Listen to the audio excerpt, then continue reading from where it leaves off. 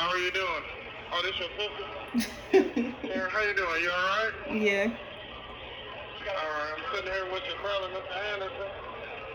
I'm ready, I believe you got some questions for me to answer today? Yes. Alright, I'll try to answer to the best of my ability.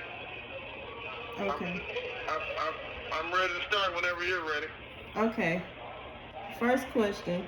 Please tell me about the proof you have of the District Attorney Sherry Boston's office in DeKalb County Superior Court using forged grand jury foreperson signatures, let's see, on the face of illegally filed indictment.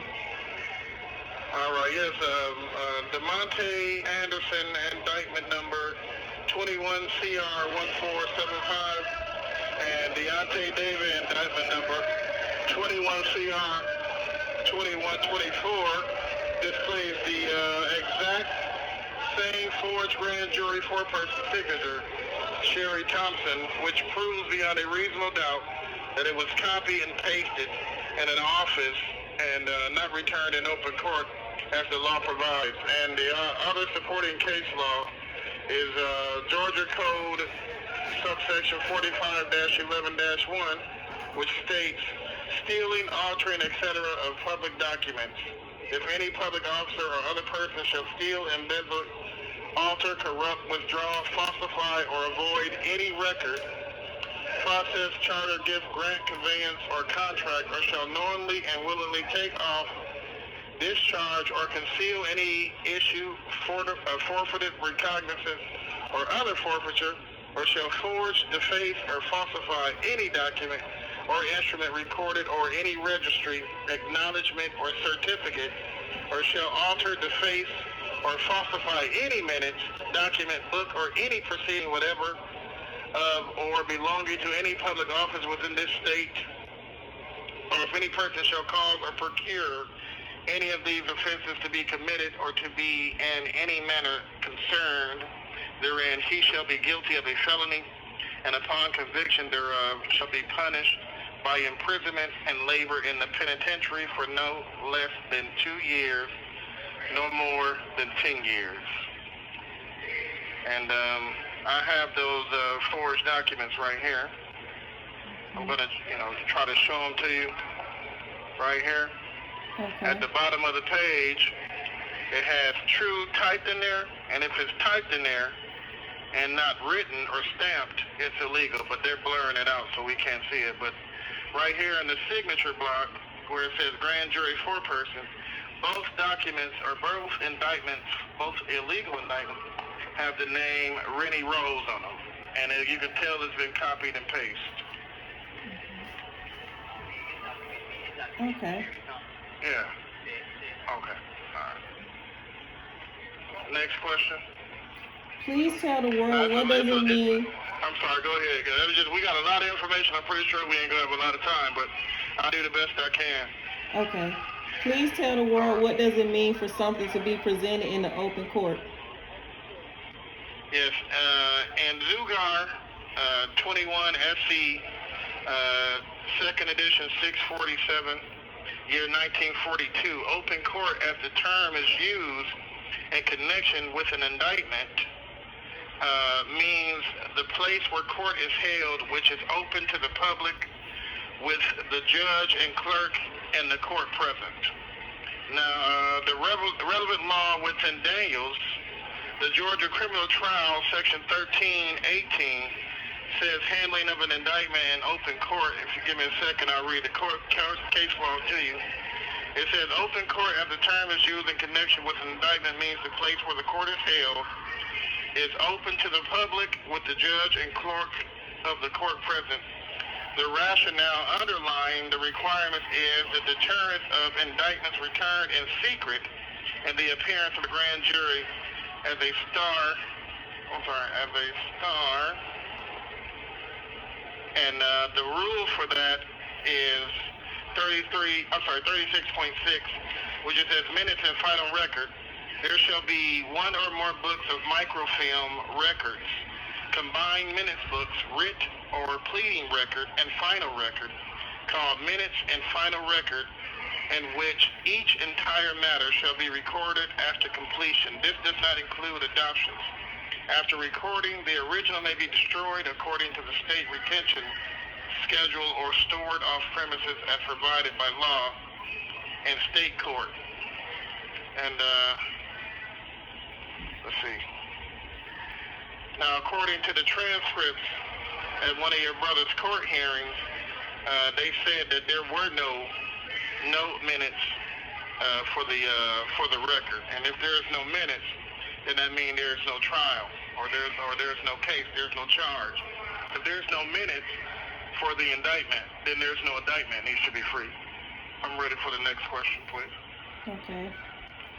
Please tell the world what happened in the pending case of the state of Georgia versus DeMonte Dontrell Anderson, the indictment number 19 CR 2976 at his jury trial February 9, 2022. All right, now it says Mr. Anderson proceeded in this jury trial and was conspiratorially targeted as a gang member by the Assistant District Attorney, Joanna Helsby, with an illegally subpoenaed false witness on the stand under oath in front of the jury by using subordination of perjury, OCGA, subsection 16-10-72, after the alleged victims had already admitted before and during the trial that Mr. Anderson was innocent of all the charges he's being accused of. The illegally subpoenaed false witness took the stand and denied everything Assistant District Attorney Joanna Helsby stated she had said and done in Mr. Anderson's case, as well as basically telling ADA Joanna Helsby she was a liar or she was on the stand under oath in front of a jury. And we have those transcripts for that date. I'm ready for the next question because we got a lot. I'm trying to make sure we get to everything, and then I'll do my best to read the transcripts to you aloud and show them to the screen. Okay. Do you know what happened in Mr. Anderson's case at September 5th, 2023 motions hearing? Okay. Well, for starters, Mr. Anderson predicted that a miscarriage of justice would be conducted at his September 5th, 2023 motion hearing 2 weeks before it was conducted in a defendant letter he drafted on August 21st, 2023, and was filed the same day the motions hearing took place. And here is the motion hearing notice right here. It's blurry. And here is the postcard that he sent predicting the defendant letter.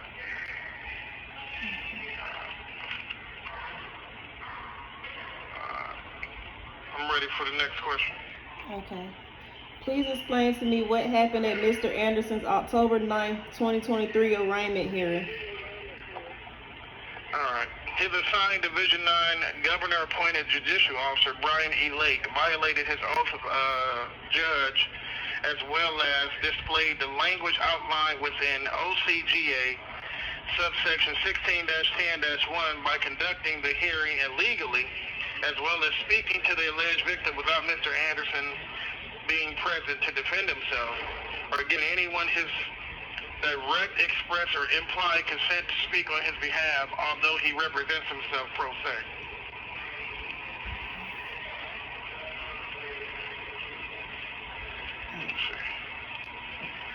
All right, I'm ready for the next question. Okay. Please tell the world what happened in the pending case of the state of Georgia versus Deontay David, indictment number 21 CR 2124 at his Ferretta hearing February 14, 2023. All right, Mr. David was duly sworn under oath in front of other public officers and his alleged victim's mother when he stated the corrupt and conspiratorial violation of OCGA subsection 45-10-1. Here's Mr. David right here. Here's Mr. Deontay David right here.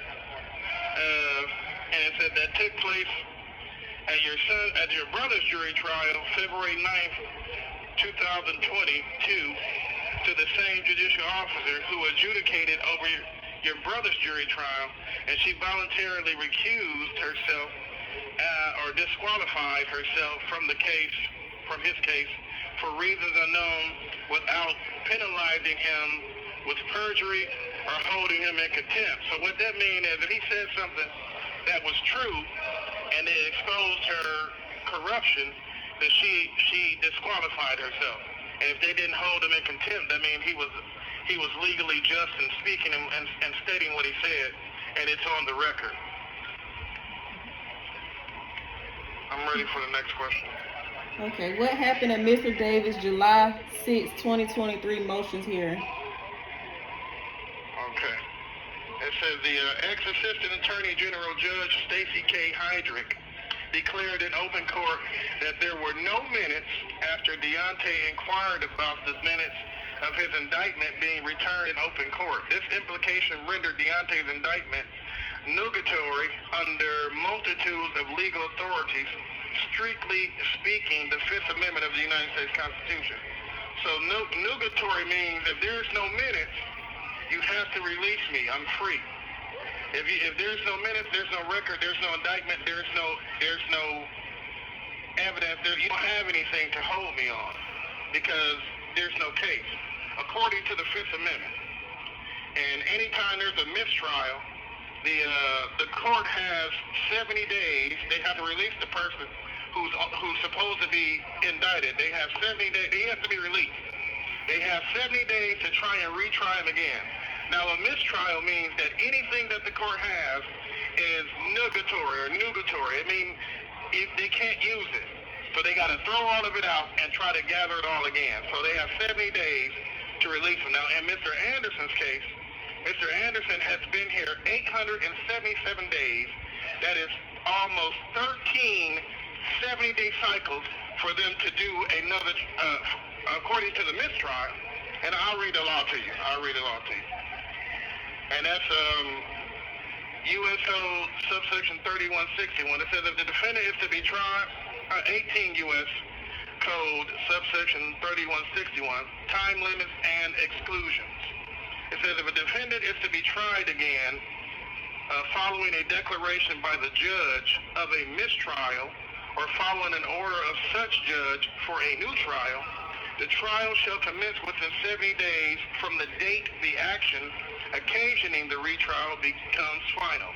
If the defendant is to be tried again following an appeal or a collateral attack, the trial shall commence within 70 days from the date the action occasioning the retrial becomes final, except that the court retrying the case may extend the period for retrial not to exceed 180 days from the date the action occasioning the retrial becomes final if unavailability of witnesses or other factors resulting from passage of time make trial within 70 days impractical. Now, what does that mean? What's the practical application? That means if they can't find anything within 70 days, right, to try and retry him again, then they have 180 days, or it would be 110 extra days to try and, to use to find something substantial that they could try this man for. Now, if he's been here 12 70-day cycles, that means he's been here 180-day cycles, and they're just holding him for nothing. Now, we read the law, we read the case law, and we got the proof, and because you got one more question.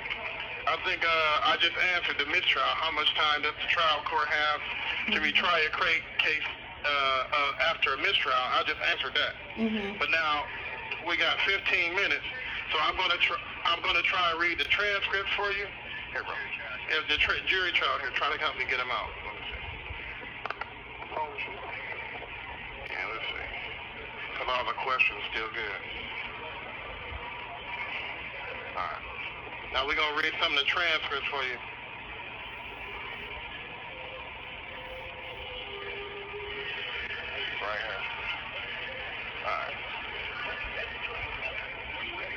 Yeah, were you at the trial with your brother on the day that DeMonte had the mistrial? Yeah.